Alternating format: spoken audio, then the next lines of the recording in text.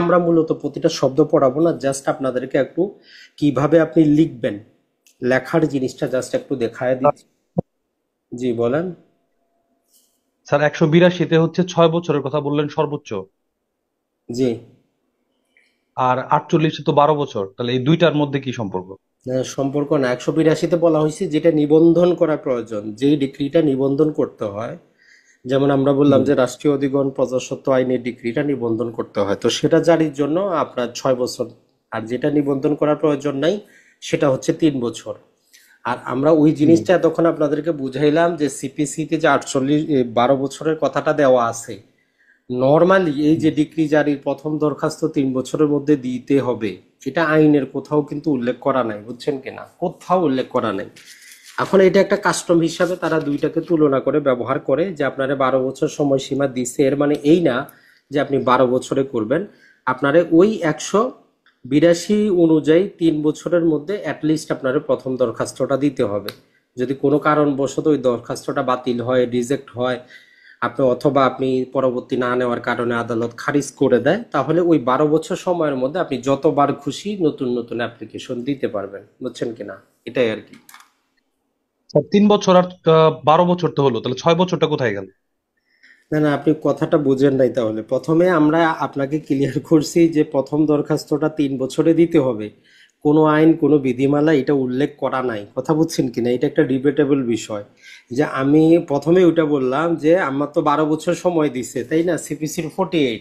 তো নিয়ম ছিল আমি 12 বছরের মধ্যে যে কোনো সময় আমি ডিক্রি জারির আবেদন করব, তাই না। যেমন আমাদের এই যে জি। 183-র অধীনে হাইকোর্টের গুলা পারি। কিন্তু এখন যেটা আইনে উল্লেখ করা নাই, এখন প্র্যাকটিসে এটা চলতেছে, সেই অনুযায়ী তারা প্রশ্ন করতেছে। এখন এটার আইনগত ভিত্তি তো দিতে পারবো না, কথা বুঝছেন কিনা, এটা হচ্ছে মূল জিনিস। এটা মানে জি। কোথাও উল্লেখ করা নাই যে প্রথম দরখাস্তটা 3 বছরে দিতে হবে, এইটা কোথাও উল্লেখ করা নাই। কিন্তু তারা ওই যে 182-র অধীনে যে 3 বছরে দেওয়া আছে এটারে বলতেছে যে না, অ্যাটলিস্ট প্রথম দরখাস্ত আপনার 3 বছরে দিতে হবে।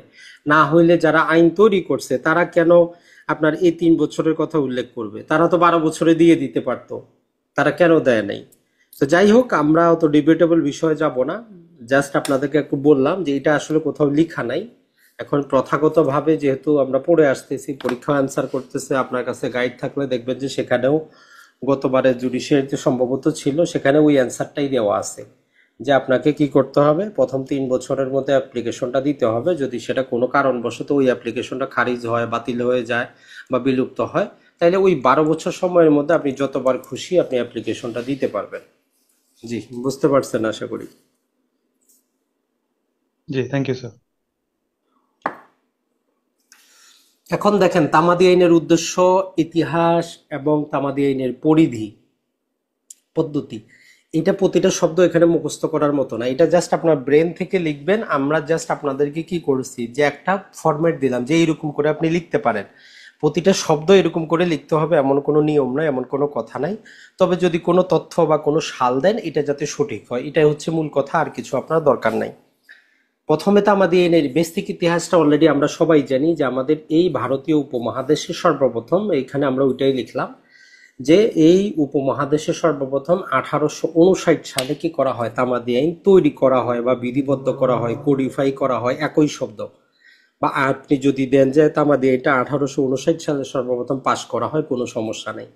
তাহলে আমাদের এই উপমহাদেশে সর্বপ্রথম 1859 সালে তামাদি আইন পাশ করা হয়, যেটা 1862-তে কার্যকর হয়। 1800 পরবর্তীতে আরো যে সংশোধন করা হয়েছে অতটা ডিটেলে আপনি যাবেন না, আপনি চাইলে ওই 71 77 দিতে পারেন, তবে অত ডিটেলে যাওয়ার দরকার নাই। কারণ যত বেশি সাল দিতে যাবেন পরীক্ষা ক্ষেত্রে তত বেশি আপনার কি হবে, কনফিউশনটা সৃষ্টি হবে। তাহলে তামাদি আইনের সংক্ষিপ্ত ইতিহাস যদি আপনি লিখতে চান বা পরীক্ষায় আসে, আপনার মেইন কনসেপ্ট হবে কি, 1859 সাল, এইটা যে সর্বপ্রথম এই উপমহাদেশে 1859 সালে তামাদি আইন পাশ করা হয়, তৈরি করা হয়, বিধিবদ্ধ করা হয়, কোডিফাই করা হয়, যেটা আপনার সহজ হয়। এরপরে 1862 সালে সেটা কার্যকর করা হয়। তারই ধারাবাহিকতায় এটা আপনি লিখে দিবেন যে অথবা পরবর্তীতে অথবা তারই ধারাবাহিকতায় 1908 সালে আবার নতুন করে তামাদি আইন কি করা হয়, 1908 সেটা তৈরি করা হয়, যা 1909 সালের 1 জানুয়ারি থেকে সারা বাংলাদেশে কার্যকর। এই মাত্র কয়টা শব্দে আপনার কিন্তু তামাদি আইনের ইতিহাসটা শেষ। কিন্তু আপনি যদি আরো বাড়াইতে চান সেক্ষেত্রে আপনি বাড়াইতে পারেন যে তামাদি কোন ভাষার শব্দ, তামাদি অর্থ কি। তো সেগুলো অযথা আপনার দরকার নেই, কারণ আমাদের যেহেতু সময় কম, আমরা মূল জিনিসটাই টাচ করব। তাহলে তামাদি আইনের ইতিহাসের মধ্যে আপনার মূল যাতে সালটা যাতে ভুল না হয়, এক্ষেত্রে 1859, 1908 আর 1909 আর 1862, এই 4টা সাল যাতে আপনার ভুল না হয়। এই সালগুলো ভুল হইলে নাম্বার কাটা যাবে। তাহলে এটা হচ্ছে আমাদের ইতিহাস সংক্ষিপ্ত। এখন আসি যে তামাদি আইনের উদ্দেশ্যটা কি, এই আইনটা তৈরি করার উদ্দেশ্য কি, যেহেতু প্রশ্ন ছিল অনেকবার। এখন প্রতিটা আইনের মধ্যে একটা প্রিএম্বল থাকে। আপনি যদি, যেহেতু এমসিকিউ পাস করে এসেছেন, এইটা ধরেন আমাদের তামাদি আইন, বাংলায় থাক ইংরেজিতে থাক, আইনের মধ্যে এটাকে বলি যে আমরা শর্ট টাইটেল, আর এটা হচ্ছে লং টাইটেল। আর এরপরে দেখবেন যে প্রতিটা আইনের মধ্যে একটা প্রিএম্বল থাকে, মানে হচ্ছে ভূমিকা, যে আমি আইনটা কেন তৈরি করতেছি। যারা আইনটা পাশ করেছে তারা নিজের ভাষায় লিখে দেয় যে আইনটা তৈরি করার মেইন উদ্দেশ্যটা কি। এখন এই উদ্দেশ্যটা যদি আমরা সামারি করি, এখান থেকে বলে যে তামাদি আইন তৈরির মেইন উদ্দেশ্য হচ্ছে মোকদ্দমা, আপিল এবং দরখাস্তের সময়সীমা নির্ধারণ করে দেওয়া এবং দখলের ভিত্তিতে মালিকানার বিধিবিধান তৈরি করা। তাহলে আমরা এইটুকুকে আমরা লিখিত আকারে যেভাবে লিখতে পারি সরল ভাষায় কি, যে তামাদি আইনের উদ্দেশ্যটা কি হচ্ছে যে একটা অধিকার আদায়ের সময়সীমা নির্ধারণ করে দেওয়া। অথবা আপনি সরাসরি এটাও লিখতে পারেন যে তামাদি আইনের প্রিএম্বল থেকে বা ভূমিকা থেকে আমরা দেখতে পারি যে তামাদি আইন তৈরির উদ্দেশ্য হচ্ছে একটা মোকদ্দমা, একটা আপিল অথবা অন্য দরখাস্ত আদালতে দায়েরের সময়সীমা নির্ধারণ করে দেওয়া এবং দখলের ভিত্তিতে মালিকানা অর্জনের বিধিবিধান তৈরি করা। এটা হচ্ছে একদম প্রিএম্বলগত ভাবে তামাদি আইন তৈরির মেইন উদ্দেশ্য। এখন এর বাইরে আরো উদ্দেশ্য আছে। যদি আপনার প্রশ্নটা কি থাকে, 10 মার্কের প্রশ্ন থাকে, এই 4 লাইন লিখলে তো আর আপনাকে 10 মার্ক দিবে না। কিন্তু যদি প্রশ্নটা টোটালটা যদি আপনার এরকম থাকে যে তামাদি আইন ইতিহাস, উদ্দেশ্য, পরিধি সবকিছু চাইলে, তখন আপনি এতটুকু দিলে আপনার জন্য যথেষ্ট, বাড়ানোর দরকার নেই। যে আপনি একদম টু দ্য পয়েন্ট লিখছেন যে তামাদি আইন তৈরির উদ্দেশ্যই হচ্ছে এটা আপিল, দরখাস্ত, মোকদ্দমার সময়সীমা নির্ধারণ করে দেওয়া এবং দখলের ভিত্তিতে মালিকানার অধিকার অর্জনের বিধিবিধান তৈরি করা। কিন্তু নর্মালি তারা কি করবে না, এত বড় প্রশ্ন দিবে না। তো আপনাকে শুধু ওই তামাদির উদ্দেশ্যটা আরো বাড়াইতে হবে। এখন আপনি নিজে চিন্তা করেন যে তামাদির উদ্দেশ্যের মধ্যে আপনি আর কি লিখতে পারেন, বইয়ের এটা বাইরে। তো আপনি তামাদি আইনের ক্ষেত্রে এই জিনিসটা লিখতে পারেন, সেটা হচ্ছে যে নির্ধারিত সময়ে যদি কি করা হয়, প্রতিটা প্রতিকার মানুষ যদি আদালতে দাবি করে তাহলে সময় মতো প্রতিকারগুলো পাওয়া যাবে। আদালতে অযথা কি হবে না, পুরাতন মামলা এসে মামলার জট বাঁধাবে না। মানুষ তার অধিকার সম্পর্কে সচেতন থাকবে। এটা মুখস্থ করার বিষয় না। আপনার পরীক্ষা কেন্দ্রে যেইটা মুখস্থ আসে, যতটুকু আসে অতটুকু লিখবেন। এটা আমাদের ওই 9-10-এর মতো প্রতিটা শব্দ মুখস্থ করে লেখার আপনার প্রয়োজনীয়তা নাই, এটা মনে রাখবেন। তাহলে সময় মতো যাতে মানুষ কি করে, আদালতে এসে তার দাবি দাওয়াটা নির্ধারণ করে, সে অনুযায়ী প্রতিকার লাভ করে, সমাজে একটা বিরোধ যাতে দীর্ঘদিন জীবিত না থাকে। তো তামাদি আইনের মূল উদ্দেশ্য হচ্ছে এটা, যাতে সময় মতো মানুষ তার অধিকারটা আদালতের মাধ্যমে দাবি করে, আদালত সময় মতো প্রতিকার দিয়ে দেয়, পুরাতন মামলা আদালতে এসে মামলার জট না বাঁধায়, সমাজে একটা বিরোধ দীর্ঘদিন সৃষ্টি যদি না থাকে, তখন কি হবে, সমাজে একটা শান্তি শৃঙ্খলা বজায় থাকবে। তো এই জন্য তামাদি আইনকে আমরা শান্তির আইনও বলা হয়। উদ্দেশ্যটা আমাদের ক্লিয়ার হয়ে গেল। এখন এটা নির্ভর করবে কত মার্কের জন্য আপনার এই প্রশ্নটা করতেছে তার উপর। নাম্বার যদি কম থাকে কম লিখবেন, নাম্বার যদি একটু বেশি থাকে আরো যা আছে বানায় আপনি লিখতে পারবেন। আশা করি এই উদ্দেশ্যটা আপনার কাছে ক্লিয়ার হয়েছে। মূল থিম ওইটাই মনে রাখবেন যে মোকদ্দমা, আপিল এবং দরখাস্তের সময়সীমা নির্ধারণ করে দেওয়া এবং দখলের ভিত্তিতে মালিকানা অর্জনের যে বিধিবিধান তৈরি করাই হচ্ছে তামাদি আইনের উদ্দেশ্য। আর এর বাইরে লিখবেন যে মানুষ যাতে তার অধিকার সম্পর্কে সচেতন থাকে, সময় মতো আদালতে তার প্রতিকার দাবি করে, সমাজে একটা বিরোধ যাতে দীর্ঘদিন কি না থাকে, চলমান না থাকে। তামাদি আইন কি করে, তার একটা নির্দিষ্ট দিনের পরে মানুষ যখন আর মামলা দায়ের করতে পারে না, তো অটোমেটিক সে বিরোধটা কি হয়ে যায়, শেষ হয়ে যায়। তো এইরকম আপনি 1 by 1 দিতে পারেন। এখন আসি তামাদি আইনের প্রয়োগ। এখন দেখেন এই যে তামাদি আইনটা কোথায় প্রযোজ্য হচ্ছে আর কোথায় প্রযোজ্য হয় না। মূল আইনের ভিতরে যাওয়ার আগেও বেসিক কথা আপনি এতটুকু কি জানেন যে আমাদের তামাদি আইন 1908, এই শব্দটা আপনার তো মুখস্থ, এইভাবেই লিখতে হবে। দেওয়ানি মোকদ্দমা, আপিল এবং দরখাস্তে প্রযোজ্য হয়, এতটুকু আমরা জানি, পড়ে আসছি। কিন্তু ফৌজদারি মূল মামলায় তামাদি আইন প্রযোজ্য না। এই জিনিসটা আপনি অ্যাড করে দিবেন। তাহলে তামাদি আইনটা আমাদের কি হচ্ছে, দেওয়ানি মোকদ্দমা, আপিল এবং দরখাস্তর ক্ষেত্রে প্রযোজ্য হয়, তবে ফৌজদারি মূল মামলা এটা প্রযোজ্য হয় না। কিন্তু যদি শুধু এইটুকুর আপনার মার্কটা একটু বাড়ায় দেয়, 7 মার্ক 10 মার্কে দিয়ে দেয়, তখন আপনি কি করবেন? তখন এইটার ক্ষেত্রে আমাদের তামাদি আইনটা আর কোথায় প্রযোজ্য হচ্ছে আর হচ্ছে না, ওই যে 29-এর সেকশনটা টোটালটা উঠাই দিবেন। যে চুক্তি আইনের 25 ধারাকে তামাদি আইন কোনোভাবে প্রভাবিত করে না, মানে চুক্তি আইনের 25 ধারায় তামাদি আইনের কোনো প্রায়োগিকতা নাই। এরপরে বিশেষ আইনের ক্ষেত্রে ডিটেইলে লিখবেন যে বিশেষ আইনের বিশেষ তামাদিকে তামাদি আইন প্রভাবিত করে না, তবে তামাদি আইনের 3 ধারা বাই ডিফল্ট সেখানে প্রযোজ্য হয়। তামাদি আইনের যেই 4 নাম্বার সেকশন যেটা আছে, তামাদি আইনের 8 নাম্বার থেকে যদি আমরা দেখি, সেখানে যে জিনিসটা বলা আছে সম্ভবত আমাদের হ্যান্ড নোটে ছিল, তাহলে আমরা বিশেষ আইনের ক্ষেত্রে আপনি লিখবেন এইভাবে যে বিশেষ 1 নম্বর তো গুলো আমাদের চুক্তি আইনের 25 ধারায় প্রযোজ্য হয় না।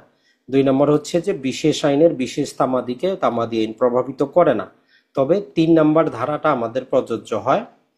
আর যেটা বলতেছি সেটা হচ্ছে যে আমাদের 9 নাম্বার ধারা থেকে নিয়ে 18 নাম্বার ধারা, 9 নাম্বার ধারা থেকে নিয়ে 18 নাম্বার ধারা, এবং হচ্ছে আমাদের 22 নাম্বার ধারা, 9, 18, 22, এই কয়েকটা জিনিস আমাদের যদি ওই আইনে সুস্পষ্টভাবে কি করা থাকে, উল্লেখ করা থাকে যে এটা প্রযোজ্য হবে না, তবেই প্রযোজ্য হবে, না না হলে কিন্তু প্রযোজ্য হবে।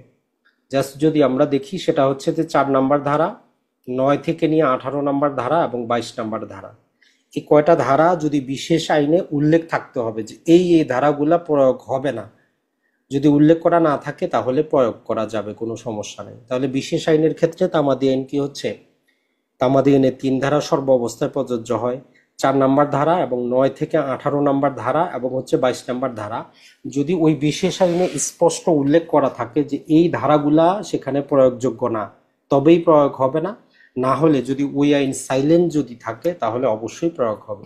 এর বাইরে অন্য যে ধারাগুলা আছে ওগুলা প্রয়োগযোগ্য হবে না। এই শব্দটা আপনি সেখানে লিখে দিবেন।